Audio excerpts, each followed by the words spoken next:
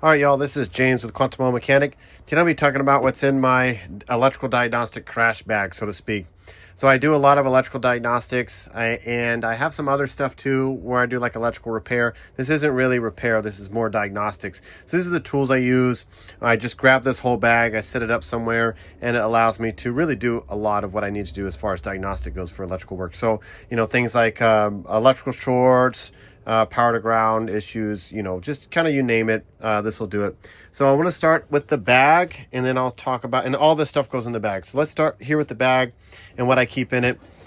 So on the outside, these are relay buddies. These are really fantastic. So you can plug them into the relay spot and you can on off it. This is really, really great. A lot more professional than jumpering across. Make sure you get the right jumpers as well. It's a lot faster. This is going to check the wiring from the junction or from the relay to the component. So let's say I'm checking a starter. I'll put this in and try to start it manually. And if the starter turns, then I know that at least the wiring is good. Okay. Next thing I'm going to have here, this is a relay puller. So this is from Lyle or Mac, I forget. Anyway, this is the Mac. So this is to get in there and pull the relays. This is pretty nice. You just have to be extra careful that you don't crack the relays, because if you don't have a good grip on it, it can do that. So just be careful with that. These are just some flush cuts I keep in here if I ever need to cut some zip ties, or maybe I need to cut through a wire loom, or even just cut wire, right? So this is really good for that. Those live on the outside right here.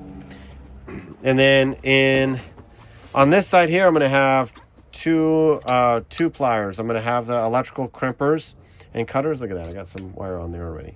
So crimpers and cutters. These are from Icon. These are fantastic. Absolutely love these. These go down to a decent size as well. 24 gauge all the way up to 14. That's really, really good. Highly, highly recommend those if you don't already have it. And then these are the Icon needle nose.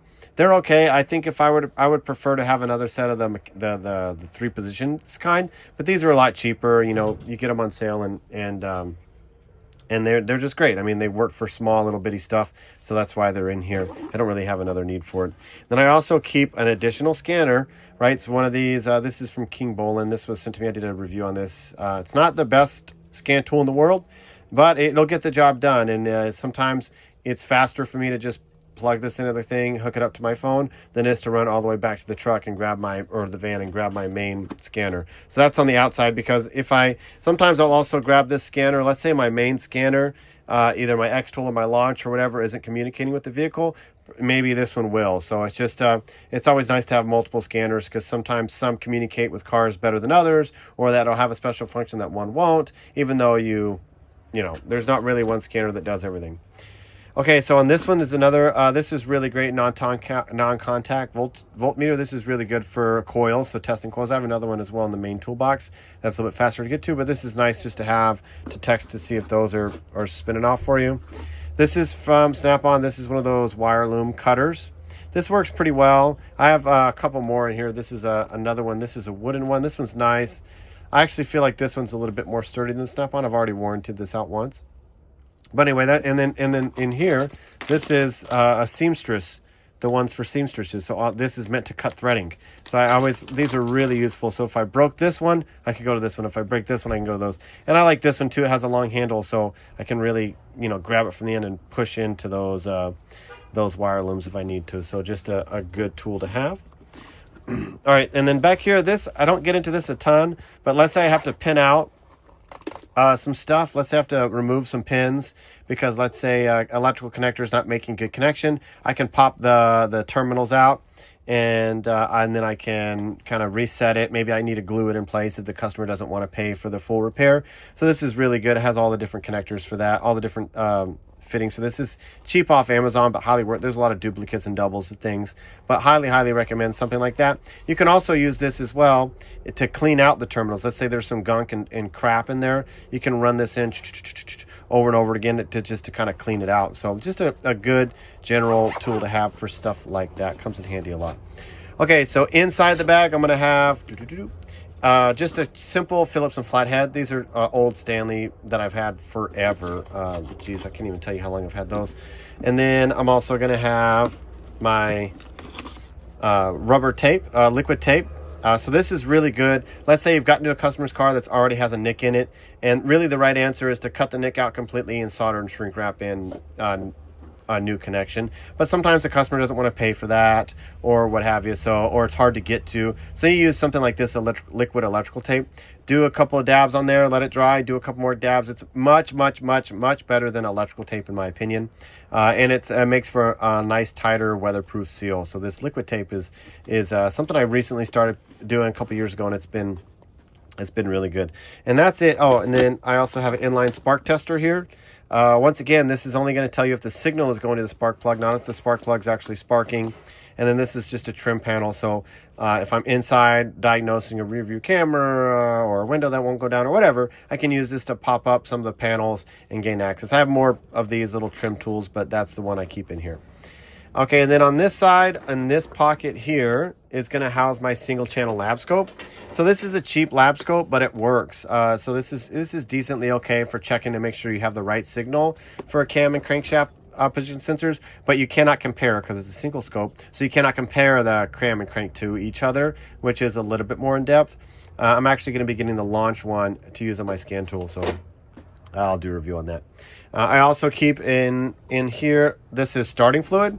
So I have multiple cans of starting fluid, but I like to keep some starting fluid in here so that, you know, no start condition pops up.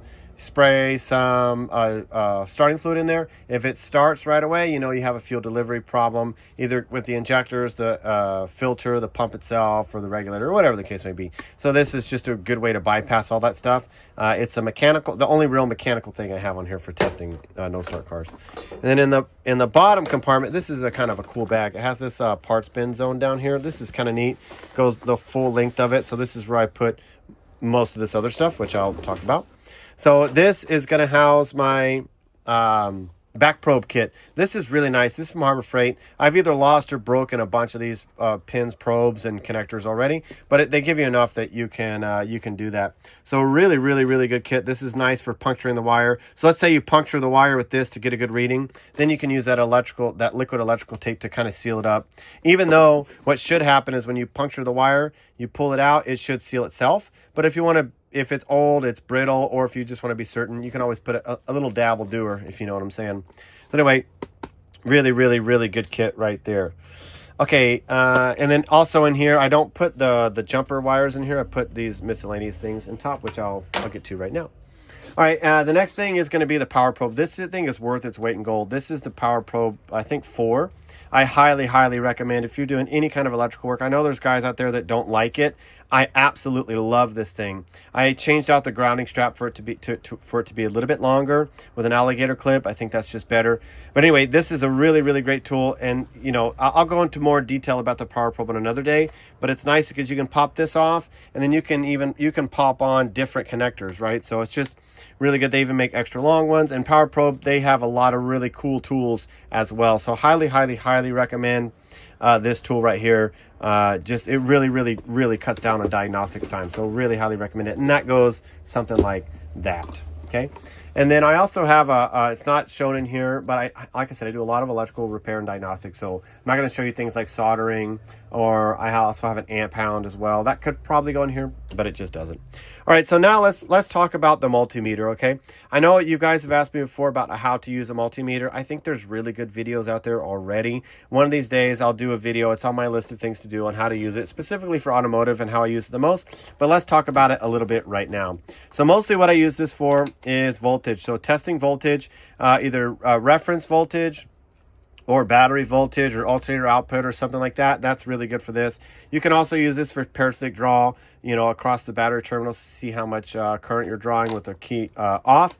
You can also use this to check for resistance. Let's say I'm checking a sensor or an ignition coil or something like that, and I need to know how much resistance is supposed to be across these two pins. I can do that. If you're also, let's say you're testing an ECM or something like that, or the data port coming in and out of the OBD, and you want to make sure that the pins between X, Y, and Z are matching between the pins of A, B, and C. That, you know, if you're using a diagnostic trouble procedure, that'll help you with that. Okay, so anyway, and then the thing that I probably use it the most for is this functionality right here, which is checking for continuity. So this has an audible beep. I've told you guys this before, but I use it a lot for testing fuses. So anytime I have an issue where basically any no start issue, one of the first things I do is check all the fuses after checking the battery. So I go through, and I'll do a video on that too, of the no start procedure. Let me know in the comments if you really want to see it so I can prioritize it. But basically I'll go through and check all the fuses to make sure that they're all functioning well. Okay, so these are some of the accoutrements I use the most. And I don't have a huge bag or box of like all these connections. It's pretty much all I have. So I like these. These right here are really nice because they're nice and sharp, and they connect onto your probe leads already. So that's a really nice way to get just super sharp leads when you really need to get into either puncture some wire, or if you need to get into to like a pin connector or something like that. So that's really good. And these are going to live in that box there. And then these I use a lot too. These are nice because what they do is they replace the leads on here. So, and these are all the same. I'm just going to plug it in so you can see. So it plugs into the multimeter like that. And then now I have an alligator clip. So let's say I'm testing the battery voltage. I can put this on the battery terminals, okay, and I can, I can see what my battery voltage is doing when I'm under the hood of the car. And they're nice and long, so I can, prop my gauge up on the actual windshield when I'm working by myself because I don't have somebody with me. I can crank the car, see what the voltage drops down to, stuff like that. So just a really good tool to have. You can also, let's say I'm using this as the ground, I can put this on the battery post. And then I can use my red lead when I'm checking for power, or vice versa. I can put it on the positive terminal as well. So anyway, just a really good tool. Really good, kind of adds some efficiency into the workflow. It's a lot better than using like channel locks or whatever to lock something in place. Okay, this is another really great tool. This came in the back probe kit. This is really nice. Obviously you can put the probe pins on here. Okay. These probe pins can go on here. That's a good way to do it. But I actually like to plug it in here, and this also makes for a good way to clamp onto either the battery post or a known 12-volt line or reference line or whatever. Let's say I need to supply reference to something. I can, which I'll show you another way I can do that. But it's just a really good way to measure those things and such an issue. So there's a few different sizes there. Let's see here. This is a really good for puncturing the wires. So let's say it's hard to get to the wire. This is really great. Once again, this plugs into the multimeter directly. Boom, just like that. So that's kind of nice. And then what it's going to do, and I'll kind of show it in on itself, is you can put the wire inside and then you let it go, and it'll spring down and it'll puncture the wire. So it's a little bit safer. One of the problems with trying to puncture the wire, I'm just going to use this for example purposes. Puncture the wire like this is if you slip, you're going to stab your finger, right? And it happens all the time, or you'll cut open the the insulation more than you want to. So it's just not a fun time. So this is just a little bit more professional, easier way to do it, and it makes a really nice puncture. So I like to have those. These are just alligator clips. These are super duper useful.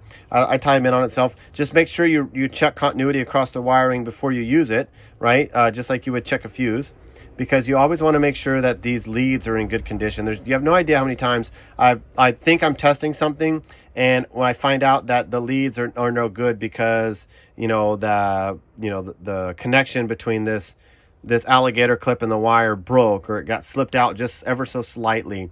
So it's a really good idea to check continuity across the wires before you use them. That's with any of these leads. That's a tip I picked up in the Navy, so something just to do for you.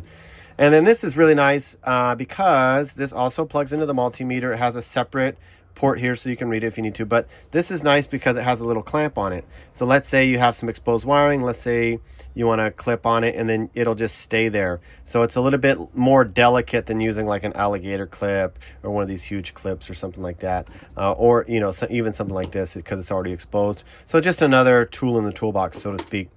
And then all of these leads get stored with this right here underneath in there like that, and then this gets wrapped up, and then this is like number 3 of my multimeters. I really like these, and then this gets stored in there. So yeah, all right guys, that's pretty much what I keep in my electrical crash diagnostic tool bag.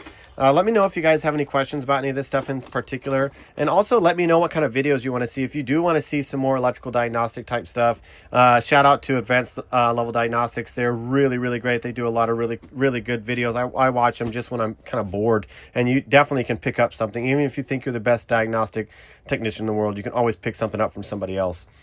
So yeah, let me know what you guys want to see in the works. It's for the multimeter. I'm going to do a video on that, like actually how to use it. Same thing on the power probe. And then I also want to do, I'm really excited to make a video for you guys on how to do a no start procedure. So no crank, no start, and crank, no start.